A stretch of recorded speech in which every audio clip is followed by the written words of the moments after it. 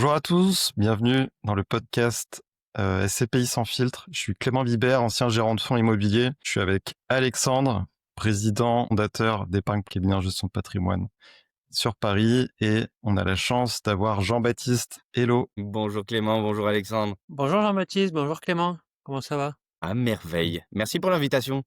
Avec plaisir.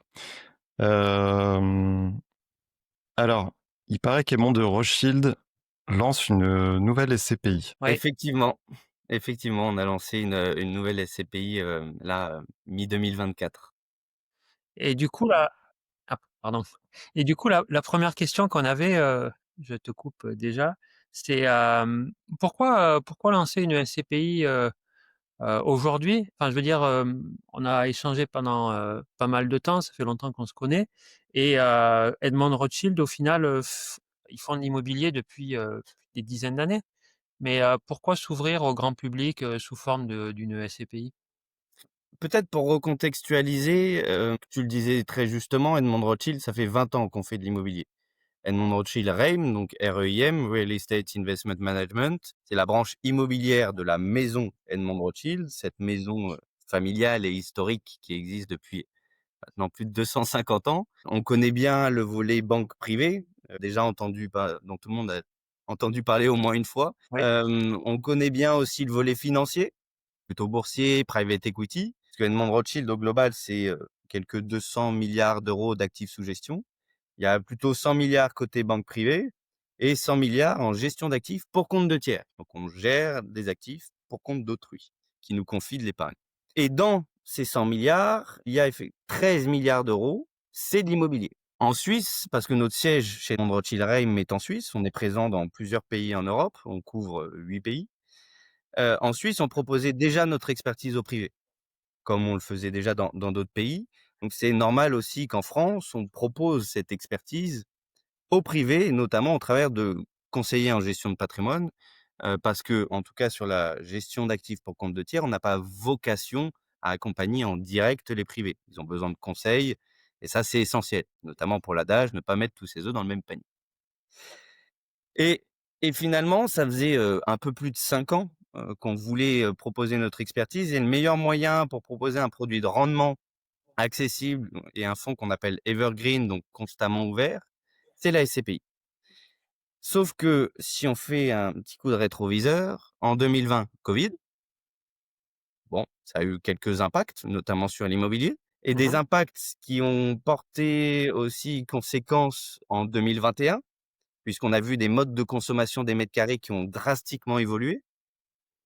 Bureaux ont changé, la consommation du commerce a évolué, la logistique est devenue prédominante et extrêmement chère, l'hôtellerie a changé, bref, il y a eu beaucoup de mutations. Suite 2022, petite hausse des taux, et on va revenir sur ce sujet-là parce que pour nous, c'est un sujet qu'on maîtrise. Je pense que vous maîtrisez bien aussi. Peut-être ceux qui nous écoutent un petit peu moins. Et cette hausse des taux a eu un impact sur les valeurs immobilières. Et donc en 2023, suite à cette hausse des taux, on a vu l'immobilier se repositionner. Et c'est pour ça que chez Edmond Rothschild REIM, on a préféré attendre 2024 où l'immobilier s'est stabilisé. Ce qu'on appelle les taux directeurs ont commencé à baisser en Europe, un peu moins en France. Les transactions immobilières, donc le marché dans son ensemble, est reparti. Donc on a gagné en visibilité. C'est pour ça qu'on a lancé la SCPI Edmond Europa en mai 2024. Ok, ouais, donc de façon opportuniste, mais bien en phase avec ce momentum de marché. C'est vrai on en parle souvent, mais oui, la hausse massive des taux a eu un impact hyper significatif sur le marché de l'immobilier.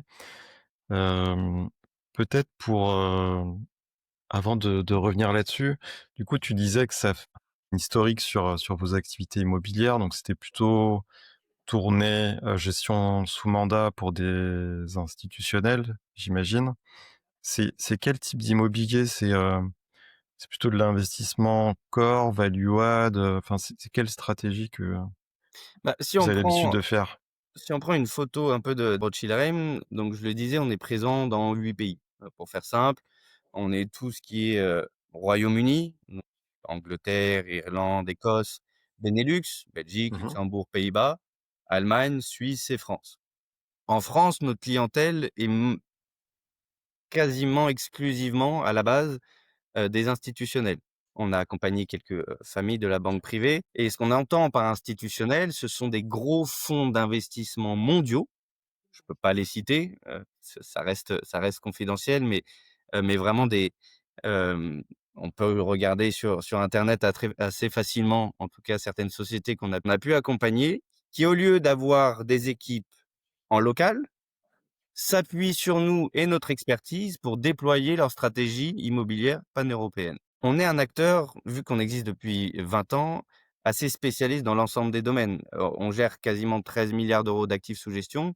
Si tu regardes le découpage, on va avoir 25 de bureaux, on va avoir 25 de locaux d'activité logistique, 25 de résidentiel et 25 diversifiés. Et donc, on a de l'expertise dans chacun des domaines. Et après, c'est dépendant des besoins du client et de son cahier des charges. On peut faire la simple gestion financière, optimisante fiscalement ou autre en fonction de sa structure. On peut faire ce qu'on appelle de la création de valeur, donc du value added, comme tu le citais. On peut faire des stratégies un peu plus buy and hold, donc achat et je garde pour avoir les loyers avec des actifs un peu plus core plus. C'est assez variable, donc on est vraiment très disciplinaire. Donc mais si ça c'est, ce que vous faites dans la SCPI Europa ou c'est ce que vous avez fait dans le passé pour compte, d'institutionnels et que vous allez appliquer, dans Europa? Est-ce que vous est-ce que tu peux détailler un peu pour être plus clair? Et non, c'est une très bonne question. Effectivement, à la base, donc, on fait ce type d'opération pour les institutionnels et on duplique toute cette expertise. D'ailleurs, ce sont les mêmes équipes qui opèrent sur les 2 volets, hein. On est 155 répartis sur les 8 pays que j'ai pu citer, et ce sont exactement les mêmes équipes qui opèrent sur le volet institutionnel et sur le volet privé. Là, la SCPI, on est plutôt sur un fonds, donc, comme je le disais, de rendement et evergreen. Donc on va s'inspirer notamment, d'un des fonds qui marche très bien auprès des institutionnels, qui est un fonds evergreen basé sur les locaux d'activité logistique. C'est le plus gros fonds institutionnel pan-européen sur ces 2 classes d'actifs. Donc on va aller chercher plutôt, des implantations extrêmement bien ciblées avec des locataires de renom, qui ont une solidité financière installée et surtout des baux longue durée. Et après, pardon, le nom Ouais, vas-y. Europa, est-ce que ça veut dire que la stratégie c'est 100 européen et 0 français? Ou est-ce que vous avez, vocation à faire un mix? C'est une très bonne question. Nous, on a 2 grandes spécificités, ce qui explique aussi le succès, parce que constituer 13 milliards d'euros d'actifs en seulement 20 ans, ça fait de nous un acteur majeur du marché immobilier à la fois en France et en Europe. Et ce succès s'explique de 2 manières. J'ai évoqué notre présence locale, mais surtout, nous n'investissons que et exclusivement dans les pays dans lesquels nous sommes présents. C'est essentiel. Je pense que ça doit beaucoup de parler, d'ailleurs à vous 2, hein, Clément et Alexandre, mais Clément, toi, en tant qu'ancien gérant, encore plus. Pour nous, il est essentiel d'être présent sur le terrain, d'être, local, et quand je parle d'experts locaux, ça veut dire que c'est un Anglais qui achète en Angleterre, c'est un Allemand qui achète en Allemagne, qui a son réseau, de manière historique, qui parle la même langue, qui a la même culture, qui connaît l'ensemble des process, la réglementation, c'est les évolutions, ce qui va venir, ce qui va arriver, les, villes qui sont plutôt en phase croissante, celles qui sont en phase descendante, les quartiers. Tout ça est essentiel et pour ça, il faut être présent sur place pour le connaître. Nous, on a 2 dictons, qu'on découvre quand on arrive chez Mon Rothschild Reim. Le premier, c'est: si vous avez un actif suisse qui arrive sur votre bureau à Paris, c'est qu'aucun Suisse n'en voulait et les bons deals ne prennent pas l'avion. Et tu peux l'appliquer même à d'autres pays finalement. Je pense que vraiment que les meilleurs deals, ils remontent jamais sur Paris et qu'il faut Et être sur soit place. Merci pour ces dictons, mais du coup, est-ce que je peux avoir la réponse à la question quand même? non, mais c'est donc et la deuxième spécificité, ce que je voulais dire par là, pardon, c'est qu'on gère tout nous-mêmes. On gère tout nous-mêmes, donc heu, on va investir à la fois dans les pays dans lesquels nous sommes présents, donc on va bien investir en France. Après, on prend en compte, bien sûr, la fiscalité des investisseurs, donc on aura, une répartition limitée, sur la France. Ce n'est pas statutaire, parce que pour nous, se mettre des barrières, c'est la meilleure manière pour faire des erreurs. Il faut pouvoir être flexible et les 3 dernières années nous l'ont démontré. Donc on investira bien en France et on l'a déjà fait d'ailleurs. Aujourd'hui, là, à la fin de l'année, la France devrait représenter un peu moins de 5. Je pense que sur un rythme de croisière, on devrait avoisiner les 10-15. Mais maximum, quoi qu'on en dise, on a affirmé à l'ensemble de nos investisseurs qu'on ne dépasserait jamais les 20. Se détourner quand on fait de l'immobilier, se détourner du 3e marché immobilier européen, selon nous, est un non-sens. Il y a des très belles opportunités à aller chercher et justement cette diversification, parce qu'on entend beaucoup parler de diversification, la diversification est là pour nous permettre d'aller sur les marchés les plus porteurs et la classe d'actifs la plus porteuse à un moment donné. Et c'est comme ça qu'on opère la diversification. On se dit pas tout de suite volontairement, je veux me diversifier parce que toutes les classes d'actifs et tous les pays sont à ce moment-là toutes intéressantes. Non, c'est s'ouvrir l'ensemble des marchés pour aller chercher les meilleures opportunités là où elles sont. Et ça fait écho du coup à notre deuxième spécificité parce que on s'appelle Edmond Rothschild, ça a un certain, devoir, du coup, de notre côté. On se doit d'être à la hauteur de l'image qu'a construit depuis 250 ans cette famille, cette Ouais. image d'excellence, d'exigence. Et donc pour ce faire, en immobilier, on a décidé d'internaliser l'ensemble des métiers au sein de la société de gestion. Donc quand je vous dis qu'on investit dans chacun des pays dans lesquels nous sommes présents, on fait pas seulement ça. On fait aussi donc la gestion de fonds qui est dissociée. On a 18 personnes, par exemple, au quotidien qui ne s'occupent que du sourcing, négocier et acheter. 18 personnes réparties sur 8 pays. C'est considérable Mmh. et Ouais, c'est que énorme. pour Edmond Rothschild Reim. C'est Ouais. pour que les auditeurs se rendent compte, une SCPI, qui se lance, et on aime beaucoup, plein de SCPI qui se lancent, Bien sûr. Wimo, Aldoran et cetera et cetera. Au sourcing, ils vont avoir, 3 personnes, 4 personnes maximum. Enfin Clément, qui est plus expert de la question que moi, une Mmh. première re SCPI, il y a combien de personnes qui vont être en gestion? À l'invest, ouais, c'est ce que tu dis, hein. Je pense pas beaucoup plus. Ouais, ça coûte extrêmement cher, de se lancer en tant que SCPI et quand tu me Mmh. dis, 18 personnes, c'est parce qu'aussi vous avez la stabilité financière, vous avez, toute l'historique de rendement, avec, l'immobilier sur 20 ans qui vous permet d'avoir, 18 personnes qui coûtent, hyper cher à Mmh. à rémunérer, mais qui vont vous chercher les meilleurs deals. Ouais, il y avait déjà des équipes sur place, quoi, donc le sour après ça va être une des questions, qui va arriver, hein, des tu la vois venir, mais parce que le sourcing, il se fait pour, tous les deals, monde de recherche. Alors après, comment ça se split entre eux, ça part à la SCPI, ça part, en club deal ou dans d'autres fonds, Et ça, c'est comment une ça très bonne s'organise? question. Parce que finalement et c'est pour ça que je disais que les 2 métiers étaient dissociés, gestion de fonds et acquisition, donc l'équipe, sourcing, acquisition, négociation, parce qu'ils travaillent de pair. Tout le monde travaille de toute façon en cohésion. Toutes les semaines, il y a un point avec toutes les équipes européennes et en fait, les équipes de sourcing vont chercher des actifs en fonction du cahier des charges de chacun des gérants, présentent l'ensemble des actifs qu'ils ont pu trouver à l'ensemble des comités et l'ensemble des gérants et après ce comité va décider si ça va aller à droite ou à gauche. Mais déjà, sur l'ensemble des fonds, on a rarement exactement les mêmes critères, les fonds qui sont ouverts aujourd'hui. Mais si, imaginons demain, un fonds institutionnel a exactement les mêmes critères que la SCPI et on se retrouve avec un actif qui correspond exactement au cahier des charges des 2 fonds, et ça c'est écrit noir sur blanc, c'est une procédure, donc on est obligé de la respecter.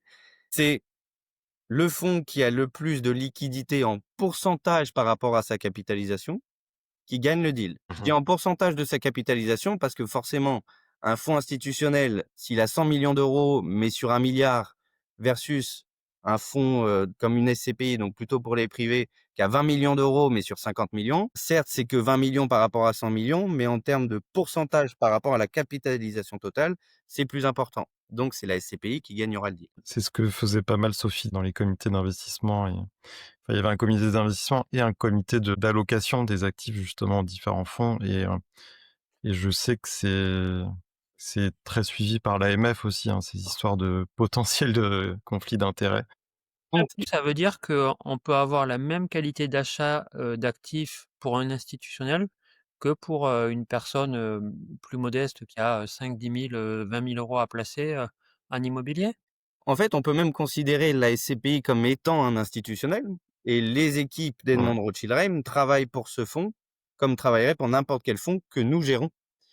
Donc oui, c'est exactement le même niveau d'expertise, ce sont exactement les mêmes équipes qui ont la même expérience, en local et ouais, comme je le disais tout à l'heure, quand on a dit qu'on internalisait tout, elles bénéficient on est 155 au total. Elles bénéficient aussi des équipes en gestion locative parce qu'on fait notre propre gestion locative. Donc ça, c'est étude du locataire, négociation des baux, sur quelles clauses on peut jouer en fonction des réglementations locales. C'est assez essentiel, même connaissance des locataires.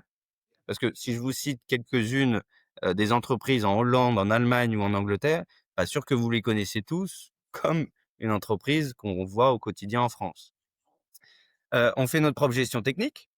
Donc ça, c'est le suivi au quotidien des immeubles. Il y a une fuite d'eau, et cetera. Alors, je vous dis pas que c'est un salarié de Monde Rothschild qui va réparer la fuite d'eau, qu'on s'entende. c'est pas toi qui y vas? Bah, on a essayé une fois, j'ai empiré les choses. Du coup, il y a eu des plus gros problèmes. Donc non, mais au moins on accompagne les locataires, toujours avec une personne qui parle la même langue. C'est bête, mais Heu, Ouais, c'est hyper imaginez-vous important. locataire aujourd'hui de votre Ouais, appartement ou de votre maison. Vous appelez, vous devez parler un anglais avec un allemand qui a un accent différent, vous avez un accent, vous avez pas la même culture aussi, ce qui est important, pas important, urgent, vous connaissez pas les process. La relation est plus compliquée. Là, nous, on est présent en local, on peut prendre nos équipes peuvent prendre la voiture, en 2 heures, être sur place et vérifier et accompagner. Pareil sur les travaux, on adore les travaux. On sait chiffrer, piloter les travaux, ce qu'il est possible de faire, ce qui va être compliqué ou non en fonction de l'administration et ne serait-ce que avec qui travailler. Je ne sais pas si vous avez déjà fait des travaux chez vous, mais trouver un bon ouais. entrepreneur avec le bon coût, les bons matériaux et cetera, Ouais. on a quelques sueurs froides. Donc imaginez sur l'immobilier commercial. Et du coup, on n'a pas parlé des performances, des objectifs, que vous avez. Est-ce que tu pourrais peut-être, nous détailler un peu, la vision que vous avez à long terme là-dessus? Pour, Bien parler sûr. chiffres. On le disait tout à l'heure, la SCPI a bénéficié de ce qu'on appelle du nouveau cycle immobilier. On en entend souvent parler, nouveau cycle. Peut-être pour nos auditeurs, s'ils ne maîtrisent pas totalement, en tout cas, parce que pour nous, c'est quotidien. En 2022, il y a eu ce qu'on appelle donc la hausse des taux directeurs. Les taux directeurs, c'est le taux auquel rémunère l'État français, par exemple, si on prend l'OAT 10 ans, auquel rémunère l'État français lorsqu'on leur prête de l'argent. Et on appelle ça le taux sans risque. Parce que normalement, en toute logique, si je prête de l'argent à l'État, il est censé me le rendre et avec les intérêts qu'il a définis. En 2022, ces taux directeurs étaient à zéro, pour faire simple. Et on considère en immobilier, pour rémunérer le risque que je prends pour aller sur la classe d'actifs immobilières, que je dois rémunérer 1,5 à 2,5% en plus à minima pour rémunérer mon risque. Donc en 2022, quand j'ai mon meilleur actif au meilleur endroit avec le meilleur locataire qui me rémunère 2,50 par rapport à zéro, je rémunère correctement mon risque. Sauf que mon zéro est passé à 3,50. Donc mon 2,50 doit aussi évoluer. Et mon 2,50, comment je le calcule? C'est mes loyers divisé par la valeur de mon actif. Mes loyers, je peux les augmenter grâce à l'inflation, mais je peux pas faire 3 fois 300%. Ce n'est pas possible. On n'a pas le droit. La loi nous l'interdit. La seule manière d'augmenter ce taux, c'est bien de baisser mon dénominateur, donc la valeur de mon actif. Et c'est ce qui Mmh. s'est passé. C'est pour ça aussi que les actifs les plus prime, donc les mieux placés, qui étaient à 2,50, ont le plus souffert parce qu'ils ont dû passer de 2,50 à 4,5. Mmh. Donc ils ont pris moins 50, moins 70% de valeur. Et c'est ce qui s'est passé. Ça ne veut pas pour autant dire que ce sont de mauvais actifs. C'est juste que mathématiquement, on a dû baisser leur valeur. Et donc, la SCPI et le Monde Europa bénéficient de ce nouveau cycle. Oui. Puisque, en étant créé en mai 2024, on a eu ce repositionnement de l'immobilier, et donc on peut acheter à des points d'entrée qu'on n'a pas vus depuis 10 ans. Et elle bénéficie à la fois aussi d'une société de gestion qui a 20 ans d'expérience. Donc c'est un peu le meilleur des deux mondes, avec des équipes bien installées qui connaissent leur marché. Donc en termes de performance, qui était ta question, Ouais.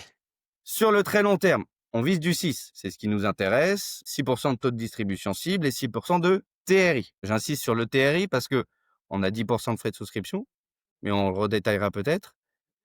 Et donc on considère, avec l'internalisation justement de tous les métiers et notre valeur ajoutée qui est de créer de la valeur, qu'on sera en capacité potentiellement de venir justement écraser ces 10 de frais de souscription dans la durée. C'est pour ça que le taux de distribution cible est égal au TRI cible. OK. Bien sûr, ça c'est en prenant en compte les évolutions de marché sur 10 ans. Aujourd'hui, le contexte marché nous permet d'avoir des points d'entrée extrêmement attractifs. Donc là, on a déjà versé sur les 9 premiers mois, donc les 3 premiers trimestres de l'année 2025, l'équivalent de 6,14. OK. Donc on peut aisément, l'AMF ne nous autorise plus à communiquer en taux de distribution cible. Et je pense qu'on peut aisément, Il y en a qui comprendre le font, mais on peut comprendre qu'à la fin de l'année, on devrait, bien sûr ce n'est pas garanti, mais atteindre un plus de 8 de taux de distribution. On a pour objectif de faire perdurer, ce trend sur une année supplémentaire, mais après, foncièrement, en fonction des évolutions de marché et de ce qu'on achètera et des différentes, caractéristiques macroéconomiques et micro, ce taux, naturellement, rejoindra son taux de distribution cible sur la durée. Je ouais. rebondis un peu sur, ton explication des actifs prime, qui ont énormément baissé. J'ai une question un peu piquante, mais du coup, est-ce que ça voudrait dire que, Edmond rachèterait des immeubles, à d'autres acteurs, par exemple Primonial? Je ne sais pas si tu connais cette maison, qui, potentiellement ont des soucis de liquidité sur les SCPI. Est-ce que ça peut être considéré en tout cas? Parce que, aujourd'hui Quoi qu'il en soit, nous, on est ouvert à toute opportunité, peu Mmh. importe son origine. Après, c'est vrai qu'avec notre implantation locale, on a plutôt tendance, que ce soit en France ou dans les autres pays, à aller acheter des actifs qui sont ce qu'on appelle off market, donc qui ne sont pas présentés au plus grand nombre, Ouais. même si on peut se retrouver aussi auprès de brokers, en concurrence avec d'autres véhicules. Mais c'est vrai que, ça nous est déjà arrivé là 2 fois assez récemment d'avoir, des sociétés de gestion, vendeuses, heu et qui, voyant notre nom arriver, n'ont pas spécialement, accepté, la relation d'affaires. OK. Donc ça ne veut pas dire que ça n'arrivera jamais, ça ne veut pas dire qu'ils ne seraient pas gagnants et nous aussi. C'est ce que j'entends dire en tout cas des équipes d'investissement, c'est qu'une bonne acquisition, c'est là où le vendeur et l'acheteur sont contents. Après, Mmh. on peut être content en vendant entre guillemets «à la casse» parce qu'on a d'autres objectifs par derrière. Mais ça, c'est un bon deal chez nous. Donc ça peut arriver, ça pourra arriver, mais c'est vrai qu'on a beaucoup de sources d'opportunités. Moi, ce que j'ai entendu aussi, c'est qu'on fait la plus-value à l'achat. En tout cas, ça aide beaucoup. Ça aide beaucoup et c'est vrai, j'ai la chance d'être dans le bureau des équipes d'invest, donc c'est assez, nourricier en termes d'informations. Heu, on achète systématiquement en dessous des valeurs d'expertise. Mmh. Une bonne acquisition pour nous, au-delà de l'emplacement, au-delà du locataire, de l'ensemble des critères qu'on peut regarder par ailleurs, c'est systématiquement en dessous de la valeur d'expertise. Et pourquoi on y arrive? C'est aussi parce que justement, on va avoir, des, contreparties qui vont chercher la qualité de la signature. Parce qu'ils savent qu'en travaillant avec nous, tout sera carré. Tout sera extrêmement bien fait, ficelé et ça va aller au bout avec les bonnes conditions. Ils savent qu'on a soit les liquidités, soit le financement. On Ils savent que l'ensemble de nos conseils travaillent extrêmement bien, extrêmement vite, qu'on va tenir les délais et qu'on respectera systématiquement nos engagements. Et ça, c'est une vraie plus-value quand on est en position, en tout cas, d'acheteur. Ça, c'est vrai que j'ai pu le voir aussi, chez Sofidy. À un moment donné, il y avait très peu d'acheteurs, donc du coup, ils se sont vraiment retrouvés, et je pense que ça a duré un moment, vraiment en position de force dans les négos, quand en face, bah, il y a des contraintes de financement, de levier, on en parlera après, mais aujourd'hui, vous avez 0 dette, donc vous achetez cash, en fait, et ça, c'est vraiment un gros, gros plus, sans condition suspensive, dans les actes. Et effectivement, avec cette équipe qui a l'air de bien dérouler, les due diligence, et cetera. Moi, j'avais peut-être une question en termes de granularité des deals. C'est quoi est-ce qu'il y a une moyenne? Est-ce qu'il y a une cible, ou pas forcément? Ça dépend. Et c'est vrai qu'on essaye en général plutôt de calquer, la typologie de l'investisseur ou les besoins de l'investisseur avec les volumes d'investissement. Parce qu'on a déjà fait une opération qui a été assez, entre guillemets «médiatisé» au travers de la presse spécialisée, en début 2025 et ça, c'était pour un institutionnel sur un très gros volume. On sait faire les très gros volumes, heu, mais pour des investisseurs ou pour de l'evergreen et donc du rendement, on va essayer d'apporter de la granularité pour diversifier un maximum le risque. Et donc là, pour la SCPI, on achète des actifs entre 3 et 25 millions d'euros. Donc ça reste des petits actifs, quand on regarde le giron, en tout cas de l'immobilier. Et aujourd'hui, on est plutôt sur une moyenne à 6,5 millions parce qu'on est en phase de lancement, donc il était important de tout de suite se diversifier. Après, on va plutôt s'orienter vers une moyenne autour des 12 millions. 12 millions, pourquoi? Comme ça nous permettra les 25 millions, ça ressemblerait plutôt à des laboratoires dans la recherche et développement dans la santé. Mais autour des 12 millions d'euros, on va retrouver des actifs avec l'ensemble des critères qu'on recherche sur l'ensemble des classes d'actifs, que ce soit le commerce essentiel, que ce soit la logistique, que ce soit l'industrie, les locaux d'activité, l'hôtellerie d'affaires ou budget hôtel. Dans chacun de ces domaines, autour des 12 millions d'euros, on retrouve vraiment l'ensemble de nos critères et ça permet d'être à la fois granulaire, tout en restant, je dis bien liquide avec des guillemets et je mime les guillemets parce que ça reste de l'immobilier. Mais dans l'immobilier, on l'a vu sur les 3 dernières années, ça reste une classe d'actifs, enfin une taille d'actifs très liquide. Ouais, faut pas oublier que c'est des placements long terme, hein, dans tous les cas et sujets au cycle, économique. Alexandre, ça peut aussi répondre un peu à ta question. Est-ce qu'on va pas se retrouver avec du gros bureau, en périphérie, ce genre de choses qui a très souffert et peut-être qui va continuer à souffrir?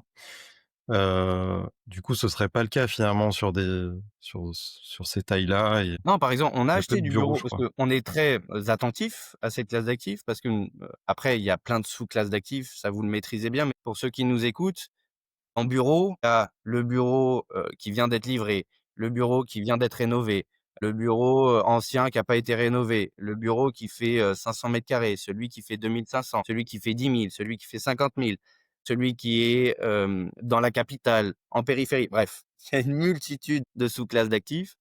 Effectivement, certaines sous-classes de bureaux ont peut-être pas encore terminé leur chemin et cherchent encore leur marché. Toutefois, on a acheté un bureau à Delft, la principale ville secondaire, des Pays-Bas, une zone extrêmement recherchée par les locataires, à 2 500 carrés, à quasiment 8 acte en main. Ça, c'est extrêmement recherché. Là, on a un super point d'entrée avec un super locataire qui est là depuis 70 ans.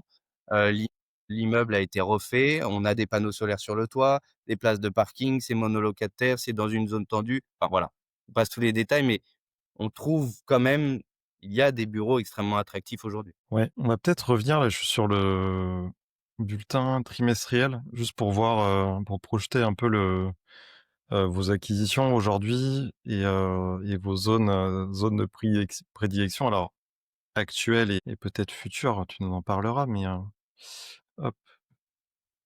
Du coup, en fait, on voit l'essentiel aujourd'hui en Allemagne, hein, c'est ça? Parce que vous avez, j'imagine, des équipes, locales, Tout à fait. également aux Pays-Bas et je sais que vous avez acquis récemment de l'hôtellerie au Royaume-Uni, hein, c'est ça? C'est votre première Complètement. acquisition, Très bien suivi, ouais. OK, on est à 43% commerce, 28% logistique, 20% activité. Donc c'est assez équilibré pour commerce et locaux d'activité, on va dire au Oui, tout à sens, fait. voilà, industriel au sens large. C'est quoi? C'est une conviction qu'il y a? Alors est-ce que c'est du commerce de centre-ville, pied d'immeuble ou plus, périphérique, zone commerciale? C'est quel type de commerce d'ailleurs? C'est une très bonne question. Alors, comme tu l'as dit, là, on est déjà présent, on le voit en tout cas sur le bulletin trimestriel dans 3 pays. On vient d'acheter un actif, en Angleterre, donc à chaque fois on est présent, hein, sur place, avec des équipes d'experts locaux, comme on le disait. Ça avait fait qu'en à peine 1 an et demi, donc c'est très représentatif de notre savoir-faire et c'est l'idée qu'on ne retire pas.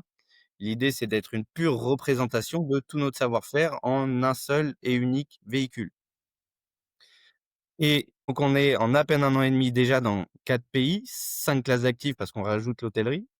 On le disait en préambule, on gère le plus gros fonds institutionnel pan-européen sur les locaux d'activité logistique, de rendement evergreen. Donc c'est vrai qu'on a cette appétence et aussi parce qu'on a beaucoup de clients historiques qui sont nord-américains, des gros fonds d'investissement nord-américains, qui ont toujours eu cette appétence. D'ailleurs, si on regarde le marché, nord-américain en 2024, parce qu'on n'a pas encore les chiffres 2025 qui sont pas terminés, C'est 360 milliards de transactions sur l'année. Pour mettre un peu de perspective, l'Europe dans son ensemble, c'est 180 milliards de transactions sur l'année, 2 fois plus important aux États-Unis. Et aux États-Unis, 60 de ce volume de transactions, c'est la logistique, locaux d'activité logistique. Et en général, ce qui se passe aux États-Unis met, quelques mois à se répercuter derrière en Europe. Donc on a cette appétence, on a cette expertise et cet amour pour les locaux d'activité logistique, donc on sera toujours quand même entre 30 et 50 au total sur ces 2 classes d'actifs. Et après, certes, on peut acheter n'importe quelle classe d'actifs, par contre, on a des convictions dans chacun des domaines. Tu demandais pour le commerce, on aime bien et notamment ça marche très, très bien en Allemagne, on aime bien le commerce essentiel. Ça a pointé le bout de son nez, ce terme, en 2020, suite au Covid. Ce sont les commerces qui ont été estimés comme essentiels au quotidien et donc qui sont restés ouverts. Et donc là, le commerce essentiel en Allemagne, notamment le do it yourself, donc bricolage et cetera, ça marche Mmh. extrêmement fort, surtout en Allemagne. Sur, par exemple, l'hôtellerie, là, on a acheté un budget hôtel. C'est des actifs qui sont plutôt acycliques, qui ont constamment un marché, peu importe le cycle économique qu'on traverse. Donc ils vont être un peu plus résilients. On va pouvoir faire aussi, de l'hôtellerie d'affaires. Et voilà, dans chacune des sous-classes d'actifs, on a des réelles convictions et c'est là-dessus qu'on amènera, Edmond Rothschild Europa, même si on se ferme les portes à aucune opportunité, bien sûr. Ouais, je trouve ça vachement bien de pouvoir être, multi typo d'actifs, en fait. Parce que finalement, c'est des actifs totalement différents, hein, de la logistique, par rapport à du commerce et ça demande un vrai savoir-faire, en fait. Bah, par exemple, Sofidy était très commerce, ils avaient des équipes, d'asset management voilà, qui étaient très bons au commerce et qui savent faire parce que c'est très particulier et logistique, pareil et je pense effectivement à une force d'avoir des équipes, pluridisciplinaires, on va dire. Mmh. Et Est-ce c'est que essentiel parce que si on fait une petite rétrospective, 2020 par exemple, bah, le commerce souffre énormément. Moins le commerce essentiel qui, en termes de valeur, augmente parce que justement résilient. Le commerce un peu plus général, on le voit si on regarde l'ensemble des schémas, sur les valeurs baisse, tout comme l'hôtellerie qui souffre. Mais à ce moment-là et les bureaux qui peuvent en pâtir, mais à ce moment-là, la logistique augmente. Donc en fait, les vérités d'aujourd'hui sont pas spécialement les vérités de demain. C'est pas ce qui peut nous arriver. Qui eût cru qu'on ait Mmh. eu une épidémie mondiale, qui nous fige chez nous pendant plusieurs mois? Heu, Personne ne s'y attendait. Donc c'est important en tout cas de pouvoir aller, que ce soit en termes de territoire ou de classe d'actifs, là où on considère qu'on a un bon point d'entrée à l'instant T. Ouais. Ouais, se diversifier après je trouve vraiment que le commerce a été très résilient quand même, hein, Ah mais complètement. pour avoir survécu 100. et tenu pendant plusieurs fermetures et cetera et Ouais, ça finalement les taux de vacances ont pas dégringolé, enfin en tout cas dans les grandes villes. Et même les taux de recouvrement, donc les loyers effectivement payés ont finalement été très, très hauts. Ouais, ouais, c'est ça. Après ils se transforment parce que voilà, il y a le développement du e-commerce et cetera mais je pense que c'est assez bah, du coup logistique, hein, e-commerce et et compagnie. Mais je trouve que c'est assez complémentaire finalement parce qu'il y aura toujours tu vois, des showrooms ou ce genre de choses plus de proximité et quand à côté, bah, tu auras toujours des besoins de livraison au dernier kilomètre ou ce genre de choses, quoi. et Complètement.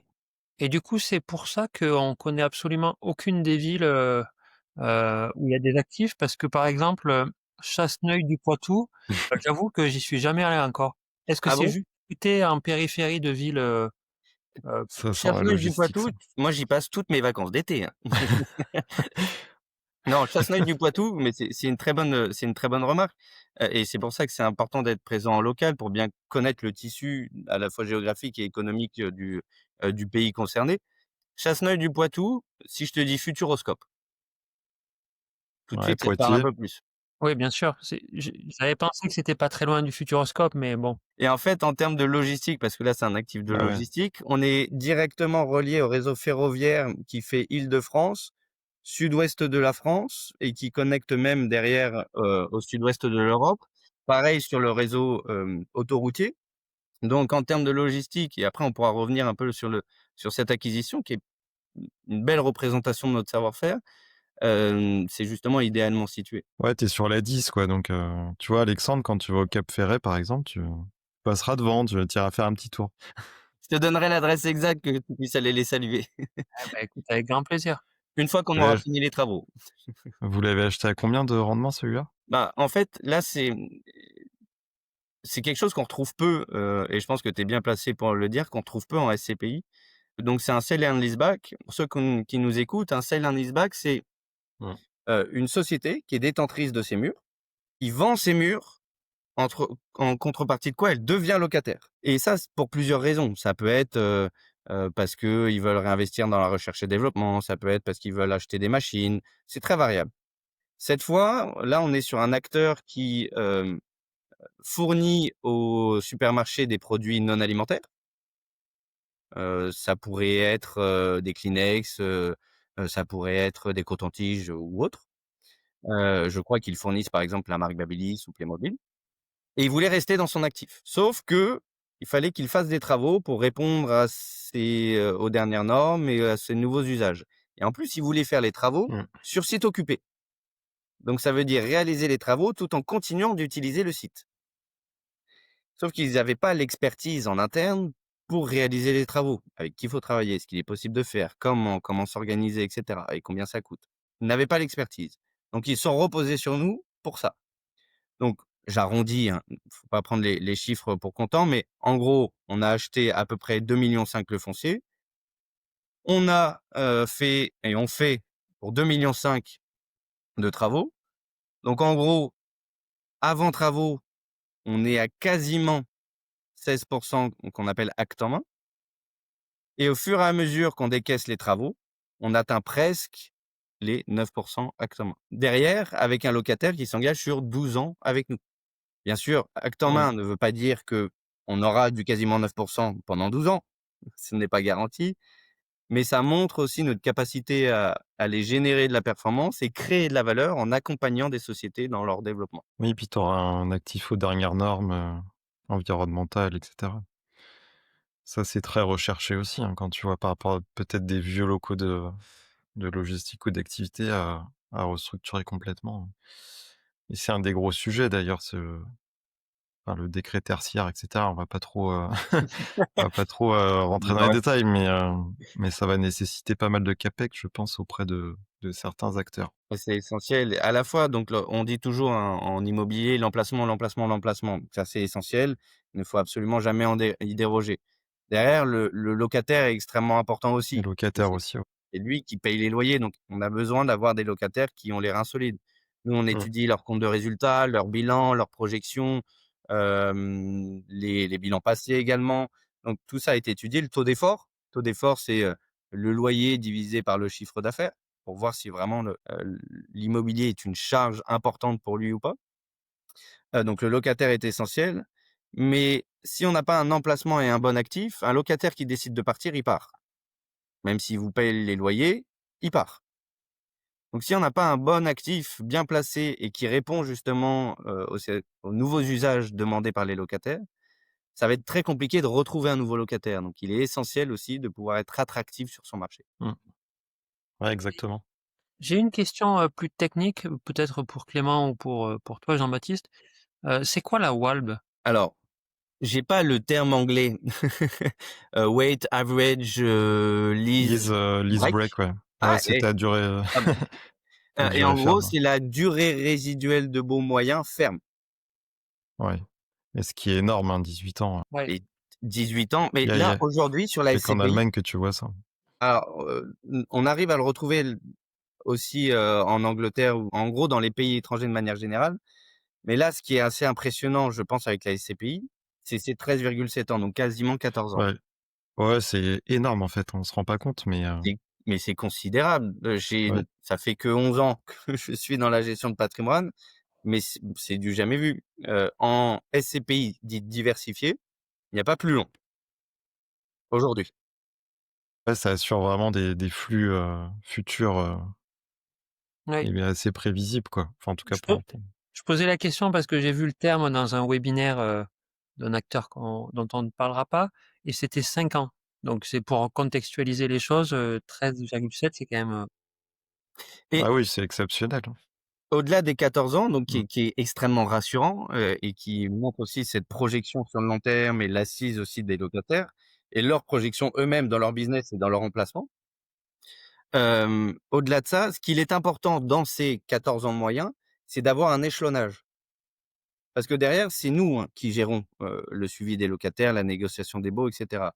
Si tous les baux arrivent à terme en même temps, à gérer, ça devient donc avoir, justement des temps courts, met un peu la pression sur la gestion. Avoir des temps longs qui sont échelonnés entre 7 et 18 ans, permet d'anticiper justement les différentes négociations à l'avenir et donc d'optimiser la gestion au quotidien. Oui, et puis tu as un gros risque de baisse de loyer, quoi, si tu vois? Si tu arrives pas à renouveler ou si tu accordes trop de franchises ou ce genre de choses, Tous se ouais, débouquent en même temps, oui. c'est pas simple. Non, non, c'est un indicateur hyper important, hein, à garder en tête, hein. Comme le TOF, bon là, il est à 100 et c'est Après, on c'est voit vrai beau qu'on est on là, à 100 c'est assez entre guillemets «aisé», parce qu'il y avait 8 actifs, il reste à 100. Là, on va finir à 11 actifs l'année. Il mmh, restera à 100 mais ça reste 11 actifs. Après, c'est vrai qu'on est plutôt partisan d'acheter des actifs 100 loués et plutôt monolocataires, parce qu'on apporte la granularité par la taille d'actifs. Qu'un actif qui est partiellement loué, où on pourrait considérer qu'on serait potentiellement meilleur que ceux qui le géraient avant pour aller le remplir. On préfère un actif qui est déjà bien attractif qu'à 100 loué, où on a de belles projections et une assise sur le long terme. à niveau business plan, il y a rien de mieux, quoi. Quand tu sais ce qui va arriver et sortir, Ça aide un petit peu. ouais. Non, mais c'est intéressant et du coup, pas de dette pour l'instant, donc zéro d'endettement.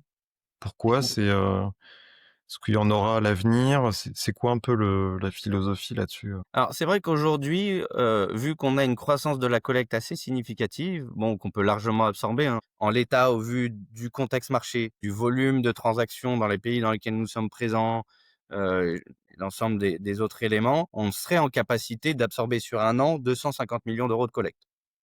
Ça fait en Ah moyenne ouais, 2 c'est acquisitions énorme. par mois, c'est tout à fait absorbable, sans trop de problèmes. Au-delà, on aurait tendance à maîtriser ou à rationaliser, la collecte. Par rapport à la dette, au La taux dette, d'endettement. vu qu'on a une croissance de la collecte constante, Oui, tu pas forcément j'ai besoin pas de spécialement besoin, d'utiliser la dette aujourd'hui. C'est même si la SCPI a aujourd'hui un statutairement, on peut aller jusqu'à 30 de dette. Nous, nos objectifs d'ailleurs de 6 de taux de distribution sur la durée recommandée est un objectif qu'on souhaite tenir en tout cas sans dette. Et si demain on faisait appel à la dette lorsqu'on considérera que les spreads sont suffisamment intéressants, donc spread c'est l'écart entre ce que la rentabilité de mon actif et le taux de mon crédit, donc l'écart entre les deux. Lorsqu'on considérera que le spread est suffisamment intéressant, peut-être qu'on ira à 10-15 mais pas beaucoup plus. ouais, ça peut être un vrai moteur de performance à l'avenir. Mais Je pense complètement. que sur Et les SCPI récentes comme ça, «haut rendement» entre guillemets, ton spread, il est déjà, hyper, enfin en termes d'effet de levier, très positif. oui, complètement. Pardon, moi encore une fois, je comprends pas aussi bien que vous. Mais pourquoi, on ne pourrait pas utiliser la dette, dès maintenant? Parce que de mon point de vue, Mmh. si de béotien, si on achète des actifs à 9 acte en main et qu'on a, je sais pas, peut-être 3 ou 4 le coût de la dette, ça reste intéressant, non? Ou Ah oui, oui, non, mais ça reste complètement intéressant. 3 peut-être que, je sais pas si on arriverait à avoir ce type de taux. Après, on a les équipes financement, ça c'est eux qui sont spécialistes. Quotidien, là, c'est plutôt pour pouvoir bien piloter les équipes d'acquisition et bien gérer la collecte, et donc à avoir un résultat, cool et une capacité, lisible de la SCPI aujourd'hui. Et lorsque on aura besoin d'accélérer sur une acquisition en particulier, parce qu'on n'a pas les capacités à un instant T de l'acheter, peut-être qu'on utilisera la dette. Mais oui, utiliser la dette n'est pas un sujet là dans l'immédiat. Après, il faut toujours faire attention avec l'utilisation de la dette parce que c'est intéressant à l'instant T, à voir, en cas de retournement. Le retournement a déjà eu lieu. Après, tu te souviens, Alexandre, il y a un sujet de taille aussi, hein. Pour lever de la dette, souvent, t'as des espèces de seuils et notamment pour faire des refinancements de portefeuille, par exemple, il faut atteindre quand même une certaine taille cible, pour Après, lever plus facilement de la dette. ça, Après l'avantage de ça, pardon, je me permets, mais c'est que justement, il y a le côté non quand même, Rothschild qui est très rassurant et on travaille déjà Ouais, avec toutes les banques dans l'ensemble des pays dans lesquels nous sommes présents. Donc, c'est vrai que cette difficulté-là, on l'a pas tellement, parce que ouais, les c'est vrai. banques nous Mmh. accompagnent, parce qu'elles connaissent le sérieux de notre travail, elles savent comment on travaille, elles savent où on va. Donc, c'est vrai que ce sujet-là ne serait pas vraiment un sujet de notre côté. ouais. Ouais, tu la qualité signature. Et là, on voit donc les 52 millions d'euros de capitalisation avec 14 millions d'euros de collecte. Si on fait un petit coup de rétroviseur encore une fois, on a commencé l'année à 19 millions d'euros de capitalisation avec un T4 2024 à 1,6 million. On a fait 6 millions d'euros au T1, 13 millions au T2, malgré le mois d'août et de septembre qui sont toujours en retrait, hein. Toujours à peu près la même chose. On est monté à 14 millions. Là, on devrait avoisiner les 17 millions pour finir l'année à près 70 millions d'euros de capitalisation. Donc, on connaît une réelle accélération, une réelle confiance des épargnants et des partenaires, justement, distributeurs conseils, et on sait qu'on va pouvoir continuer à accélérer l'année prochaine, Mmh. avec, de beaux engagements. Il y a notamment, ouais, des beaux réseaux qui vont nous accompagner. Ouais, c'est une bonne dynamique, hein. Puis tu le disais, le pipe d'acquisition, il est là, donc des deals, il y en a, quoi. Et puis c'est l'idée, c'est de nous, on travaille toujours, en flux tendu. Je m'explique, c'est qu'on a constamment des actifs sous exclusivité qui sont prêts à être signés en attente de collecte. Et si un jour cela devait se retourner, c'est-à-dire qu'on aurait de la collecte en attente d'opportunités d'investissement, là, on maîtriserait la collecte. Ouais, oui, contrairement à d'autres dont on ne citera pas le nom, mais qui justement ont laissé, le robinet ouvert et au final, ça a débordé, quoi. Ah, faut aussi apprendre du marché, bien sûr, de ce qui a pu être Mmh, fait. Après, au-delà d'apprendre du marché, j'ai la chance d'être entouré de personnes qui ont, certaine expérience, une certaine exigence et qui, en 2021, en 2020, en 2022, ont déjà fermé des fonds institutionnels qui collectaient plusieurs centaines de millions d'euros parce mmh, qu'ils considéraient le marché comme trop cher et ne leur permettant pas de réaliser les performances qu'ils devaient réaliser. Et pourtant, qui ont dû mmh, expliquer ça à leur direction en disant: «J'arrête une collecte de plusieurs centaines de millions d'euros parce que mmh. je considère que le marché est trop cher». C'est pas évident, mais au moins ça permet d'avoir une certaine assise, moi, quand je suis, face à Ouais. mes interlocuteurs. Non, mais c'est assez sain et puis, c'est bien de ne pas reproduire les erreurs du passé et quand on voit les niveaux de collecte et de capi de certains acteurs, on se pose quand même des questions, quoi. Enfin, en tout cas moi, hein, Après, il y a aussi des très belles sociétés de gestion, dont tu viens également, qui ont su, parfaitement piloter leur collecte, avoir une taille mmh, significative, mais continuer à se diversifier. ouais, bien sûr, ouais, ouais. Non, mais c'est ouais, c'est pour ça, il y a des enfin, je pose beaucoup de questions sur les stratégies de gestion et la qualité du top management est clé finalement. C'est C'est essentiel ouais, et c'est hyper important. parce que la SCPI, c'est un des produits les plus transparents, donc qu'on a envie de dire simple. Simple parce que finalement, l'investisseur achète des parts et derrière n'a que à percevoir ses revenus potentiels et faire ses déclarations fiscales quand il n'est pas juste nu propriétaire. Mais en étant aussi transparent, ça en devient aussi un des produits les plus complexes, je trouve personnellement, parce qu'on ouvre vraiment complètement le capot et c'est pour ça qu'il est essentiel et donc si vous nous écoutez, je vous invite vraiment à vous rapprocher d'Alexandre et Clément.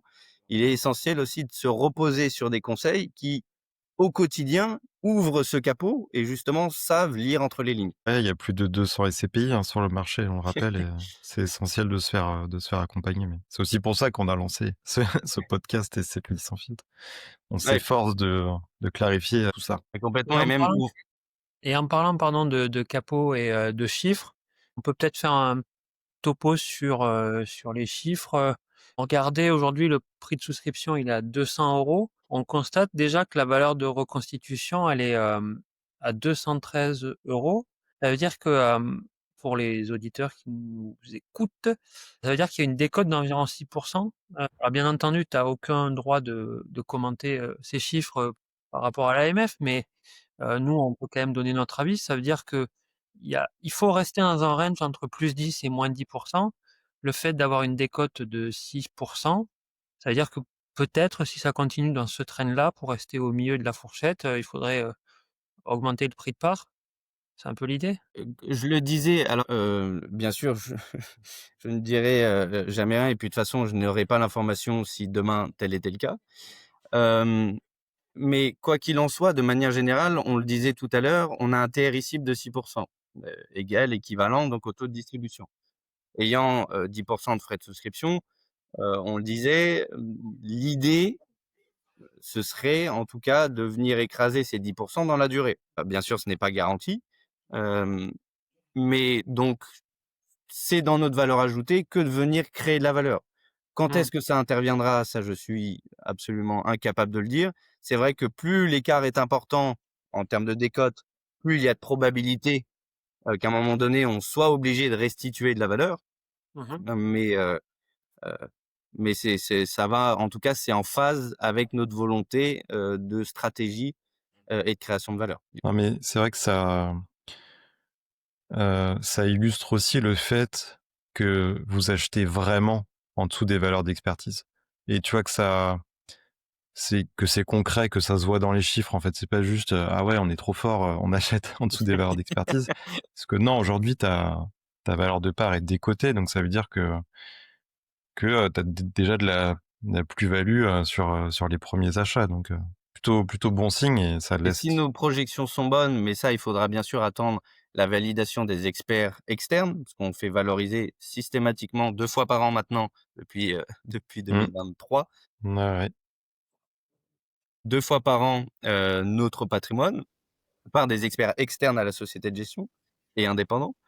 Donc si, selon nos projections et selon la validation de ces experts, normalement, effectivement, cet écart va continuer à se creuser Ouais entre le 1 12. et bah, oui, c'est vrai que là, tu dois être en pleine expertise, semestrielle. Mais je pense effectivement que va plutôt aller dans le bon sens et que de toute façon, mécaniquement, tu le prix pour ne pas pénaliser les anciens porteurs. C'est assez technique, mais si tu rehausses pas régulièrement le prix de part, c'est dilutif, hein, c'est ça pour, par rapport aux anciens, enfin. Bah, en fait, si on d'un point de vue, purement investisseur, heu, il serait dommageable, qu'on ne leur rende pas la valeur qu'ils nous ont permis de créer.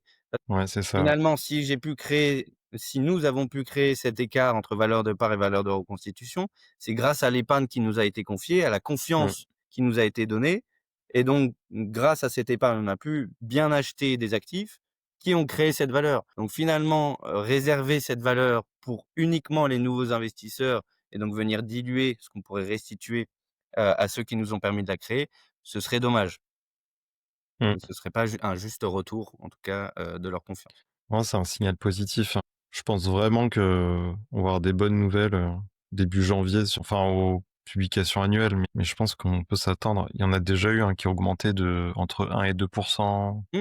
3-4 SCPI là depuis, Bah, là, déjà, en octobre-novembre. décembre, je crois, il y a 3 SCPI différentes qui ont augmenté leur Ouais, au position. 1er décembre, ouais, ouais, Ouais, tout c'est à ça, fait, ouais, ouais. Je trouve que complètement. c'est un super signal, hein, pour, et C'est un bel indicateur. c'est Il y a beaucoup même de des SCPI SCPI européennes. historiques qui ont commencé à reprendre en termes de valeur, Mmh. enfin des SCPI qui existent depuis plusieurs années, donc c'est assez intéressant, de voir qu'au global, le marché reprend des couleurs. Ouais, ouais, clairement. Est-ce qu'il y a des points que vous voulez aborder, qu'on n'aurait pas abordés? En soi, on est sur une SCPI qui a des critères, dont on a l'habitude de naviguer avec. À savoir des frais de souscription, il y a marqué 12 TTC, mais c'est bien 10 pour le client, parce que la TVA est supportée par la SCPI. Donc j'ai une valeur de part à 200 € et une valeur de retrait à 180. Des frais de gestion qui sont à 10,5 du coup, en étant hors taxe. Des frais d'acquisition et frais de cession qui sont à 1,25 et les frais de cession uniquement en cas de plus-value fiscale, bien sûr, c'est important et du pilotage de travaux à 2,50. J'insiste dessus parce que, heu, piloter des travaux, c'est mobiliser des équipes. Mobiliser des équipes, ça a un coût pour la société de gestion. Donc si j'ai pas, par exemple, ce pilotage des travaux, ces frais, ça ne va pas inciter la société de gestion à mobiliser des équipes pour aller effectuer et entretenir son parc. Donc il est essentiel de les avoir. Un délai de jouissance de 5 mois, une distribution trimestrielle qui aura vocation à évoluer, je l'espère en 2027 pour passer en mensuel. Et après une durée recommandée de 10 ans, qui est assez classique, c'est entre 8 et 10 ans en général. Et la TVA qui est supportée par la SCPI, d'ailleurs tu le vois bien que, justement valeur de part est à 200 € et la valeur de retrait est à 180. Donc c'est bien 10 de frais de souscription. J'aime bien la commission de cession en cas de plus-value, en fait, et Ah bah, c'est essentiel, plus-value nette fiscale, en bien plus, sûr. et je trouve que c'est un bon alignement d'intérêts, et d'inciter aussi à tourner, faire tourner le portefeuille un peu, Là, j'ai plutôt une anecdote qu'accumuler. qui date d'il y a vraiment 3 semaines. Hem, les équipes françaises présentaient un actif, au gérant.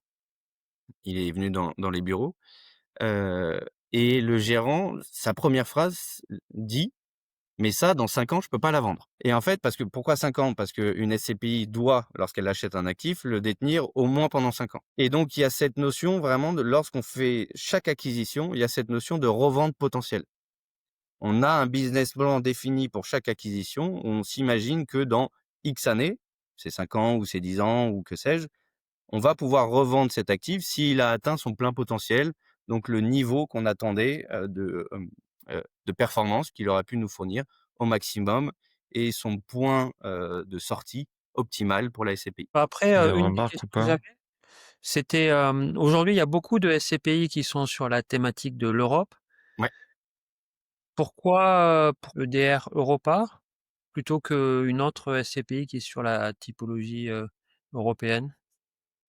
Pourquoi Europa? En fait, comme on le disait, là, il y a pas d'effet de marketing. La volonté de Rothschild & c'est uniquement de proposer son expertise globale aux épargnants, aux privés, au travers des conseillers en gestion de patrimoine.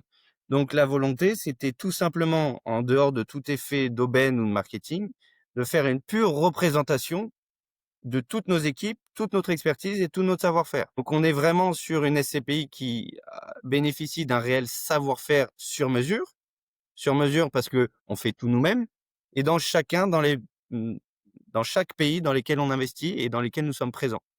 D'ailleurs, on est en train d'ouvrir un nouveau pays, je ne le citerai pas pour l'instant, mais on est en train d'ouvrir un nouveau pays pour continuer à se développer et dès qu'on aura des équipes complètes sur place, on pourra enfin investir dans ce nouveau pays. Mais voilà, c'est de fournir une SCPI qui est complètement à notre image, qu'on va pouvoir complètement maîtriser, et qui, à la fois, donc c'est un peu le meilleur des 2 mondes, bénéficie d'une société de gestion historique avec une vraie expertise, une vraie exigence et qui se doit d'être aussi au niveau d'un nom, un nom historique, qui est là pour le très long terme et qui bénéficie de sa jeunesse et donc de ce nouveau cycle immobilier qui nous semble en tout cas assez porteur, même si cela ne garantit rien. Si je résume, c'est que, par rapport à des SCPI, qui sont nouvellement créées, vous avez, un peu, le l'avantage de l'expérience,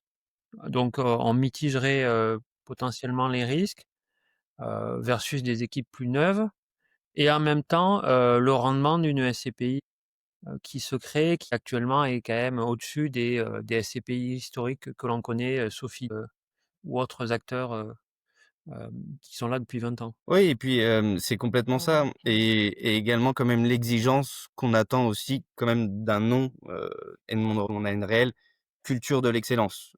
Ça c'est assez important parce que, c'est prédominant dans tout ce qu'on fait au quotidien. Très bien. Eh ben, Mmh. merci, Jean-Baptiste. Merci Alexandre, merci Clément Avec plaisir. Merci Jean-Baptiste. et merci à tous pour votre écoute. Au revoir. Au revoir.